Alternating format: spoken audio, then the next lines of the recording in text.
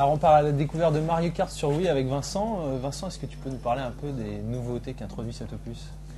Alors déjà donc la première nouveauté c'est l'arrivée du Wii Wheel, donc un volant pour vraiment un petit peu rendre le jeu plus intuitif, une prise en main un petit peu plus simple. Autre grosse nouveauté de Mario Kart Wii, c'est l'arrivée des motos, des deux roues, d'autres sensations de pilotage, une autre manière aussi de conduire. On a 16 nouveaux circuits pensés uniquement pour la Wii, on a aussi 16 circuits rétro, des nouveaux personnages à débloquer bien sûr. Toujours ce fameux mode multi, on va pouvoir jouer jusqu'à 4 en local, mais l'arrivée de Mario Kart en console de salon en ligne, on va pouvoir jouer jusqu'à 12 sur la même course et à 2 à partir de la même console. D'accord, bah partons à la découverte de ces nouveautés. On va tout de suite choisir des personnages et des motos. Donc alors là, j'ai choisi un circuit justement, on allait avoir pas mal de sauts. Parce que l'autre petite nouveauté un petit peu stratégique de Mario Kart, c'est qu'on va pouvoir faire des figures qui une fois replaquées permettent de bénéficier d'un turbo.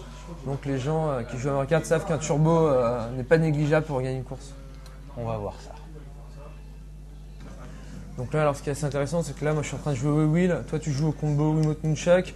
Mais les plus nostalgiques, les personnes qui ont vraiment joué à l'épisode GameCube et qui aiment cette manette, pourront aussi retrouver ce type de contrôle. Bon, évidemment que les graphismes se sont mis à la page de la Wii avec des choses un peu plus texturées. Tout à fait, alors les nouveaux circuits Wii, donc les 16 nouveaux circuits qui ont été pensés pour ce Mario Kart, sont très riches en éléments visuels.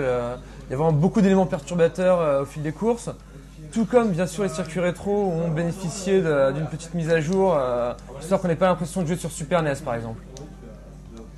Alors là, il y a des vaches qui se dressent sur mon parcours, on va essayer d'éviter tout ça. Alors il y a les vaches, il y a aussi tous les items, donc on va retrouver tous les items qu'on a pu découvrir déjà jusqu'à la version Super NES jusqu'à la version DS, avec 3 nouvelles items, à savoir le nuage zap, que je laisse découvrir, parce qu'il y a un petit côté mystérieux, c'est assez sympa de le choper la première fois. On a aussi le super champignon qui est tout droit tiré de New Super Mario Bros, qui va nous permettre de grossir, d'écraser ses adversaires et de rouler un petit peu plus vite. Et enfin le dernier c'est le bloc pot qui lui est vraiment issu du tout premier Super Mario Bros qui va permettre de faire un tête à queue à tous ses opposants et les déstabiliser au fil de course. Ah, est-ce que tu es toujours devant moi?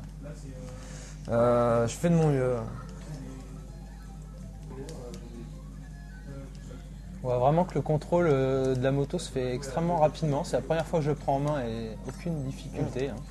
Mais en fait, c'est vraiment ça un petit peu l'une des forces de la licence Mario Kart, c'est on va pouvoir prendre plaisir très rapidement, mais par contre, on va avoir une marge de progression qui est vraiment très vaste, et à la fin, on va pouvoir avoir un grand espace entre les joueurs occasionnels et les vrais pros de Mario Kart. On voit qu'à Digital World, les joueurs occasionnels finissent quand même premiers.